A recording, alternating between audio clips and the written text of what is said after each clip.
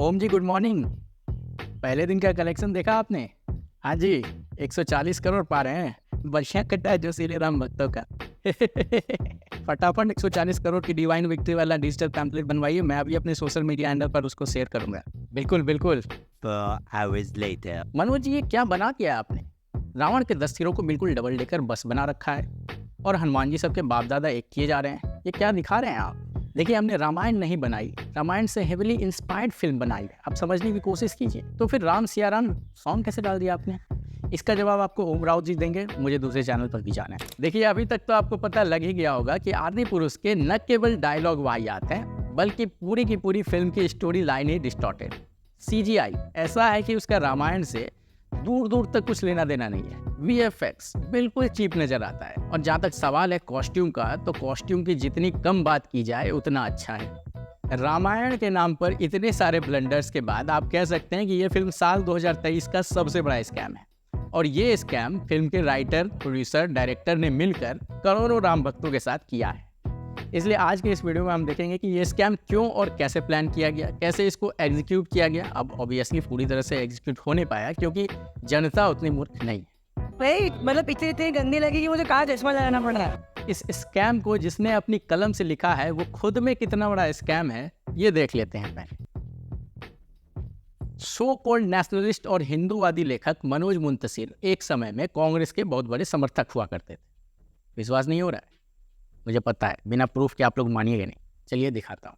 मनोज मुंतशिर का ये 12 जून 2015 का ट्वीट है, जिसमें मनोज राहुल गांधी को अमेठी का लॉयल सन बताते हैं और लिखते हैं कि राहुल गांधी के प्रति उनके मन में उतना ही प्रेम है जितना कि राजीव जी के प्रति था। और ये ट्वीट पढ़िए, 19 जून 2015 का ये ट्वीट है, जिसमें कि मनोज लिखते हैं, हमारा गांधी परिवार के डीएनए में पूरा भरोसा है, विश्वास है, हमारा राहुल गांधी के प्रति प्रेम और सम्मान अनक्वेश्चनेबल है।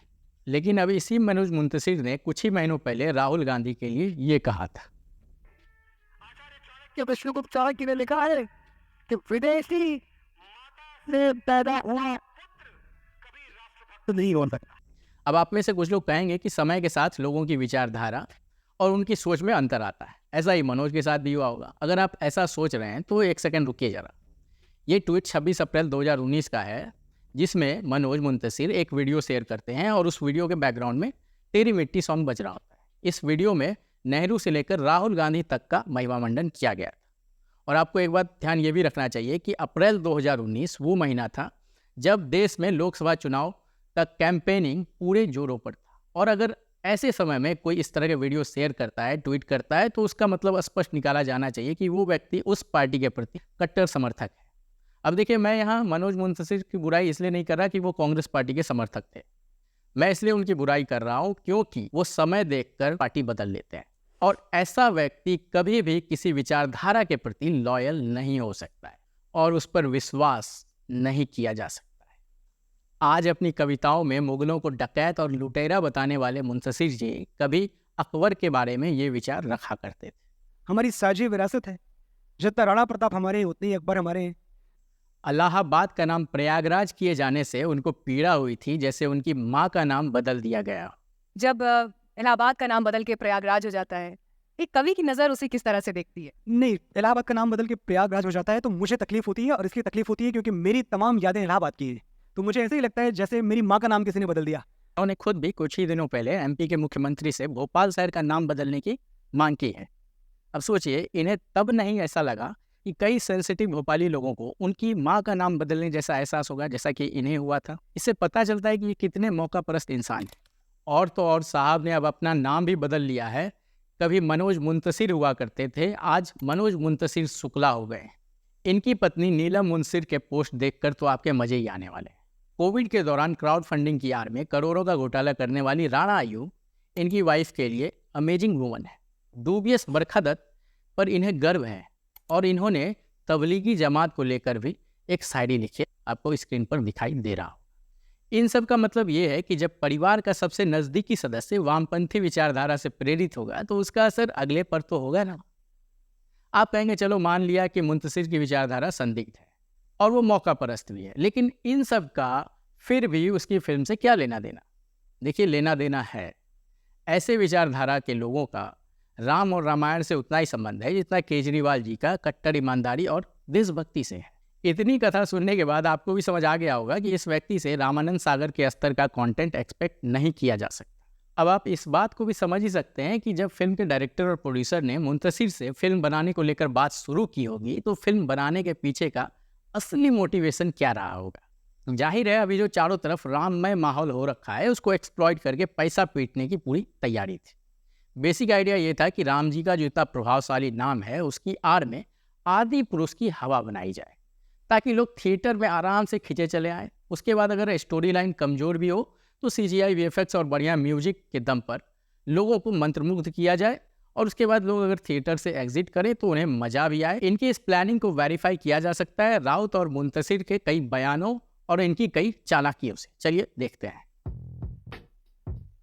फिल्म का पहला टीजर 2 अक्टूबर 2022 को सामने आता है, लेकिन खराब VFX और स्पेशली रावण के इस गेटअप के कारण फिल्म को भारी क्रिटिसिज्म झेलना पड़ता है, जिसके बाद मेकर्स फिल्म में सुधार करने, VFX में सुधार करने का आश्वासन देते हैं और साथ ही राइटर साहब मीडिया में ये बयान भी दे देते हैं। जो रामायण लोगों ने सुनी है, पढ़ी है, देखी है, एग्जैक्टली वही रामायण है, कुछ भी अलग नहीं है। मेकर्स को एक बात जो अच्छे से पता थी कि फिल्म में ज़्यादा कुछ सुधार या इम्प्रोवाइजेशन की गुंजाइश अब बची नहीं है, क्योंकि पहला पैसे का मसला था, दूसरा फिल्म की शूटिंग लगभग समाप्त हो चुकी थी। तो इसलिए इन लोगों ने दर्शकों को धोखे में रखने का फैसला किया और अपना सारा ध्यान और पैसा फिल्म की मार्केटिंग और PR कैंपेन पर लगा दिया। इस बीच धीरे धीरे फिल्म के गानों और म्यूजिक को रिलीज किया जाता है, जो कि सच में अच्छे थे और लोगों को पसंद भी आते हैं। फिर फिल्म का ट्रेलर आता है जो कि ठीक ठाक था। अब लोगों का गुस्सा धीरे धीरे शांत होने लग गया था और लोगों में उत्सुकता थी कि वो फिल्म देखने जाएंगे। फिर पेड आर्टिकल्स भी हमें देखने को मिलते हैं जो कि फिल्म की तारीफ में छपवाए जाते हैं। साथ ही डिजिटल प्लेटफॉर्म, TV, अखबार, हर जगह फिल्म का प्रमोशन धड़ल्ले से किया जाता है। अब जैसे जैसे फिल्म की रिलीज की तारीख नज़दीक आती जा रही थी, वैसे वैसे एक पॉलिटिकल पार्टी को साधने का काम भी शुरू कर दिया जाता है। अब ये क्यों किया गया वो आपको आगे वीडियो में पता चल जाएगा। फिल्म के राइटर, प्रोड्यूसर, डायरेक्टर BJP शासित राज्यों के मुख्यमंत्रियों से मिलते हैं, उनके साथ फ़ोटो खिंचवाते हैं और फिर इन फोटोज़ को इनकी PR टीम कैपिटलाइज करने के उद्देश्य से सोशल मीडिया पर इधर उधर घुमाना शुरू कर देती है। देखिए, ऐसा करने के पीछे का कारण ये था कि ये BJP सपोर्टर्स को ये मैसेज देना चाहते थे कि हमारे ऊपर BJP का हाथ है, इसलिए ना हमारे खिलाफ कोई कैंपेन चलाना और ना ही बॉयकॉट ट्रेंड।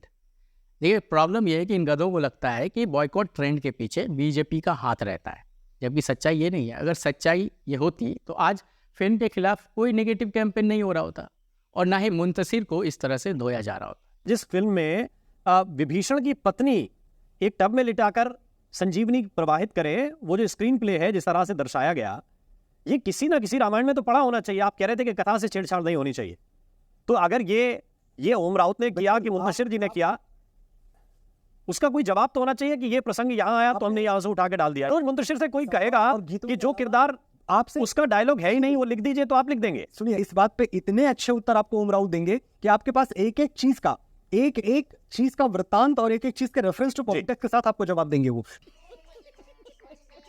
हमने रामायण नहीं बनाई है, हम रामायण से प्रेरित हैं।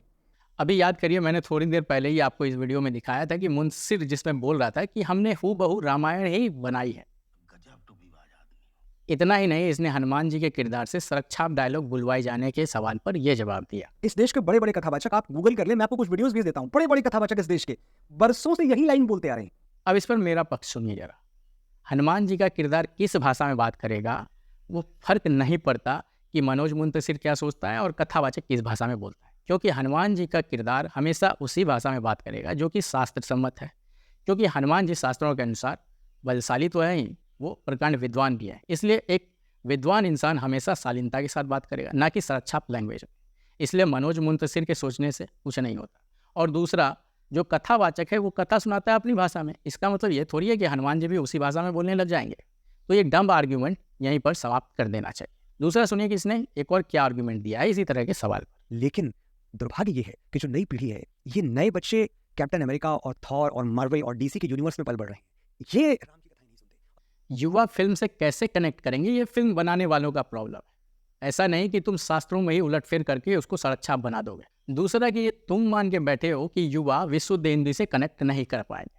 आपको याद होगा 2020 में जब लॉकडाउन लगा था तो रामायण फिर से TV पर दिखाया गया और दोबारा से हिट हुआ। तो क्या उस समय केवल बूढ़े लोगों ने देखा था, युवाओं ने नहीं देखा था? आपको याद होगा इंस्टाग्राम, फेसबुक, यूट्यूब पर जो रील चल रहे थे रामायण से जुड़े हुए वो क्या बूढ़े डाल रहे थे कि आज के युवा डाल रहे थे? तो ये इस तरह का आर्ग्यूमेंट दे रहा है जिसका कोई सिर पैर नहीं है। देखिए, राम कथा मोटा माटी सबको मालूम है, लेकिन लोग बार बार इसलिए देखने नहीं जाते कि उनको रामायण का कोई नया वर्जन चाहिए, बल्कि लोग ये देखने जाते हैं कि उसी पुरानी कथा और कथा के चरित्रों को शास्त्र सम्मत रूप में ठीक से प्रेजेंट किया गया कि नहीं किया गया। लोगों को राम और हनुमान छोड़िए, रावण भी वही पुराना वाला चाहिए, जबकि इस फिल्म में गेटअप, कॉस्ट्यूम और डायलॉग छोड़िए, कहानी तक को बदल दिया गया है। फिल्म में सुसेन वैद्य की जगह विभीषण की पत्नी संजीवनी की जानकारी देती है, और संजीवनी की जानकारी देने वाली विभीषण की पत्नी को पोर्ट्रे ऐसे किया गया है कि उनके क्लीवेज दिखाई दे रहे हैं। सीता हरण को श्री राम और लक्ष्मण जी अपने आंखों के सामने होते हुए देखते हैं, जबकि शास्त्रों में ऐसा नहीं कहा गया है। रावण को पुष्पक विमान की जगह चमगादड़ की सवारी करते हुए दिखाया गया है। इंद्र की रथ की जगह हनुमान जी की पीठ पर ही श्री राम को पूरा युद्ध लड़ते हुए दिखाया गया है। फिल्म में और भी काफ़ी कुछ ऐसा है जो शास्त्र सम्मत नहीं है। रावण अपनी मायावी शक्तियों से सीता माता को ही युद्ध के मैदान में उतार देता है और उनकी गर्दन पर तलवार तक रख देता है। इसके अलावा जब भी रावण को अपने बदन में दर्द होता है तो वो एनाकोंडा से मालिश लेता है। फिल्म की जरूरत वेरिएशन की नहीं, अच्छे प्रेजेंटेशन की थी, लेकिन नालायकों ने सब चौपट कर दिया है। स्पाइक हेयर कट वाले रावण से लेकर बाप दादा एक करते हनुमान जी तक को दिखाया है, और अब जनता की गालियां खा रहे हैं। Apart from all this controversy, Adipurush film industry को 2 लेसन दे के जाती है। पहला, कि जो प्रॉमिस किया है वो दिखाओ, इधर उधर भटकोगे तो जनता लेसन सिखाएगी। और दूसरा लेसन ये है कि जनता को मूर्ख मत समझो।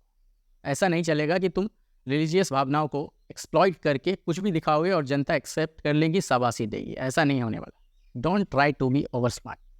Thank you.